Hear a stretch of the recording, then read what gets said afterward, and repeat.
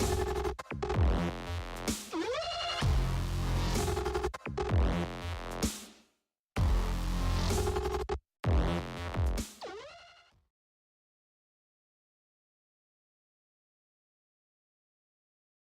everybody, hope you're having a good week so far. It's Tuesday, so it's that special time of the week where we sit down and talk about all things related to mortgages.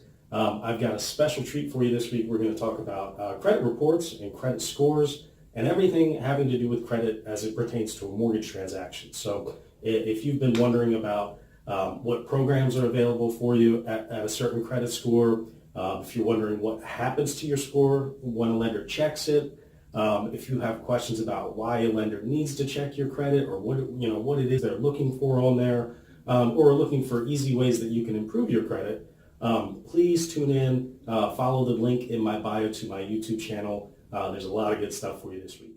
All right.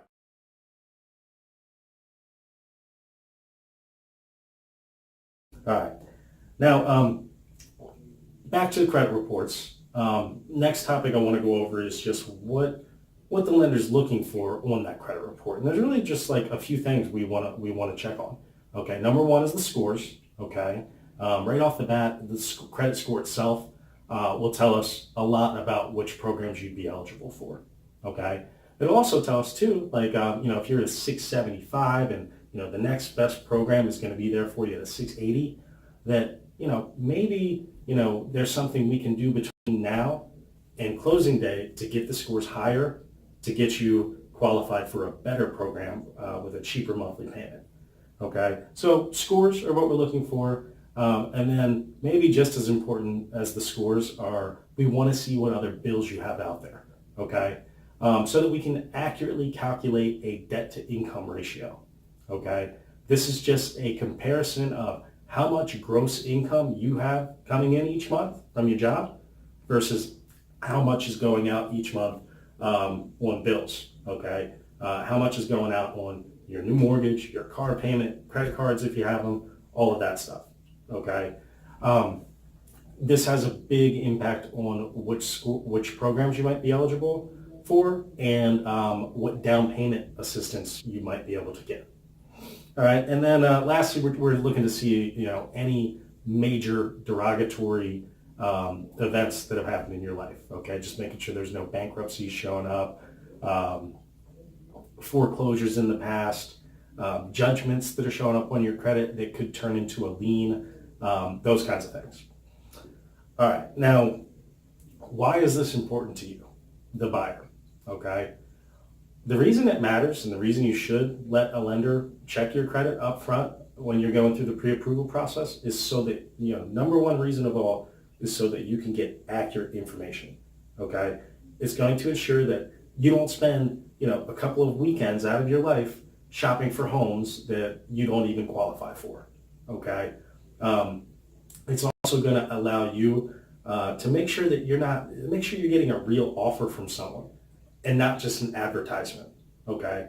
If you're curious about where interest rates are, I would just go online and check out a site like Bankrate or LendingTree, okay? You're gonna get a general idea of where rates are, okay? And interest rates are, they're pretty much like gas prices. I mean, they're all gonna be pretty close to the same, okay? And when you wanna, specifically get an offer, let a lender check your credit so they can give you an actual rate quote. Okay, if you're basing your monthly payment on things like you see on TV or online that say we have rates as low as XYZ, that's not an actual offer or a pre-approval. That's basically just an advertisement, okay, which does you no good because you don't know whether you're actually going to be eligible for that interest rate that you're seeing.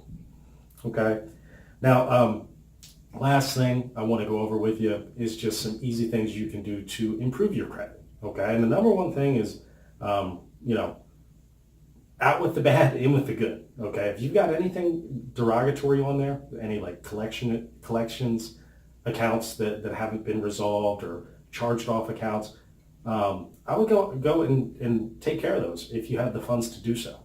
Okay, that's going to be the quickest way to improve your scores is just getting rid of the bad stuff. And from there, you can work on improving credit. Okay, you can do things like, pay down your credit cards. Okay, generally, to have the best scores possible, you only want to be using like 30% or lower of what's available on your credit. So if you've got a credit card with a $10,000 limit, you want to make sure the balance on that thing is $3,000 or lower. Okay, to set yourself up to have the best scores possible. Okay, so after you've paid off your debt and gotten those taken care of, then I would focus on the credit score, working on your credit utilization, just making sure you aren't maxed out on your credit cards to improve the scores. And from there, if that doesn't help, give me a call. Okay, we actually have a lot of tools at our disposal. Okay, I have something called a what if simulator I could run your credit through. That is basically like a portal where I can communicate with the credit bureaus. Okay, they might say, well, if you pay the balance from your Discover card down from $3,000 to $1,250, your score might jump 40 points. Okay, but it'll tell me exactly what you would need to do in order to get the credit score to a specific spot. Okay, so that can be very useful if you're just on the edge of qualifying or are just on the edge of a better program to be able to use a tool like that. And I also have a few different credit repair company things if you're in a dire credit situation that I could put you in touch with. So I hope that helps. Long video today, I know, but there's a lot of information and misinformation out there about credit reports that I wanted to dispel for you. So that's it. Talk to you next week.